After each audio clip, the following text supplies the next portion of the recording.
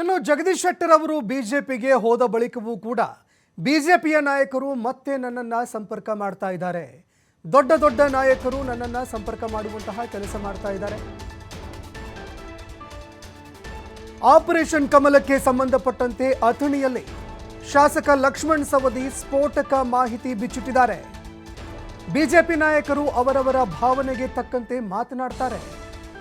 ಅಲ್ಲಿ ನಾನು 25 ವರ್ಷಗಳಿಂದ ಬಿಜೆಪಿಯಲ್ಲಿದ್ದೆ, ಒಳ್ಳೆಯ ಸ್ನೇಹಿತರು ಈಗಲೂ ಕೂಡ ಬಿಜೆಪಿಯಲ್ಲಿದ್ದಾರೆ.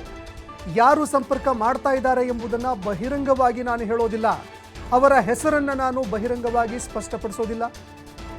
ಏನೋ ಯಾವುದೇ ಕಾರಣಕ್ಕೂ ಕೂಡ ನಾನು ಕಾಂಗ್ರೆಸ್ ಪಕ್ಷವನ್ನು ಬಿಡೋದಿಲ್ಲ. ಅಥಣಿಯಲ್ಲಿ ಕಾಂಗ್ರೆಸ್ ಶಾಸಕ ಲಕ್ಷ್ಮಣ್ ಸವದಿ ಕಾಂಗ್ರೆಸ್ ಪಕ್ಷ ಬಿಡುವ ವಿಷಯಕ್ಕೆ ಸಂಬಂಧಪಟ್ಟಂತೆ ಸ್ಪಷ್ಟೀಕರಣ ಕೊಟ್ಟಿದ್ದಾರೆ. ಜನ ಒಂದು 20-25 ವರ್ಷದಿಂದ ಆ ಪಕ್ಷದಲ್ಲಿ ಇದ್ದವ, ನಾನು ಸ್ನೇಹಿತರಿದ್ದಾರೆ, ನನ್ನ ಬಗ್ಗೆ ಒಳ್ಳೆಯ ಅಭಿಪ್ರಾಯ ಇರ್ತಕ್ಕಂಥ ಜನನೂ ಇದ್ದಾರೆ. ಅವರೆಲ್ಲರೂ ಸಂಪರ್ಕ ಮಾಡ್ತಾರೆ. ಅವರಿಗೆ ಅವಶ್ಯಕತೆ ಮತ್ತು ಅನಿವಾರ್ಯತೆ ಎರಡೂ ಇರೋದರಿಂದ ಸಹಜವಾಗಿ ಸಂಪರ್ಕ ಮಾಡ್ತಾರೆ.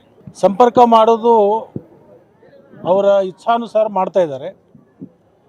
ನಿರ್ಣಯ ತಗೊಳ್ತಕ್ಕಂಥದ್ದು ನಾನು ಹೆಸರು ಹೇಳಲಿಕ್ಕೆ ಹೋಗೋದಲ್ಲ, ಸಾರ್ವಜನಿಕವಾಗಿ ಅದನ್ನು ಹೇಳಲಿಕ್ಕೂ ಬರೋದಲ್ಲ. ಅಲ್ಲಿ ಹಿರಿಯರು ಇದ್ದಾರೆ, ಸ್ನೇಹಿತರಿದ್ದಾರೆ ಮತ್ತು ನನ್ನ ಬಗ್ಗೆ ಒಳ್ಳೆಯ ಅಭಿಪ್ರಾಯ ಇರ್ತಕ್ಕಂಥ ಅನೇಕ ಮುಖಂಡರು ಇದ್ದಾರೆ. ಅವರೆಲ್ಲರೂ ಸಂಪರ್ಕದಲ್ಲಿದ್ದಾರೆ. ಬಹಿರಂಗವಾಗಿ ಹೇಳಲಿಕ್ಕೆ ನಾನು ಬಯಸಿದ್ದೇನೆ. ಇವೆಲ್ಲೂ ಆಂತರಿಕ ಮತ್ತು ಒಂದು ವಿಶ್ವಾಸಕ್ಕೆ ಅರ್ಹರಾಗಿರ್ತಕ್ಕಂಥ ಸಮಯ ಮತ್ತು ಸಂದರ್ಭಗಳು ಇರ್ತವೆ. ಅದನ್ನು ನಾವು ರಾಜಕೀಯವಾಗಿ ಅದನ್ನು ಬಹಿರಂಗವಾಗಿ ಹೇಳಲಿಕ್ಕಾಗಲ್ಲ. ಒಂದು ವಿಶ್ವಾಸ ಅಂತಕ್ಕಂಥದ್ದು ರಾಜಕಾರಣದಲ್ಲಿ ಬೇಕಾಗುತ್ತೆ. ಆ ವಿಶ್ವಾಸವನ್ನು ಬಹಿರಂಗ ಮಾಡಿಸ್ಲಿಕ್ಕೆ ಹೋಗೋದಿಲ್ಲ. ಸಹಜವಾಗಿ ಅವತ್ತು ನಾನು ಭಾರತೀಯ ಜನತಾ ಪಕ್ಷ ಬಿಟ್ಟು ಕಾಂಗ್ರೆಸ್ ಸೇರಿದ ಮೇಲೆ ಕೆಲವೊಂದು ಕ್ಷೇತ್ರದಲ್ಲಿ ಸಾಕಷ್ಟು ಮತ್ತು ಅನುಕೂಲಗಳು ಆಗಿದ್ದಾವೆ.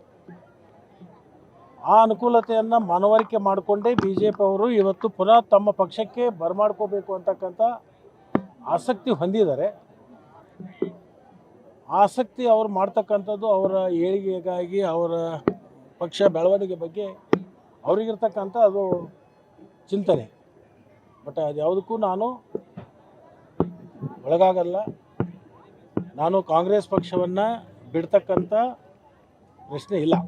ನೋಡೋಣ, ಕಾಲ ಸಂದರ್ಭ ಎಲ್ಲವೂ ಉತ್ತರ ಕೊಡುತ್ತೆ.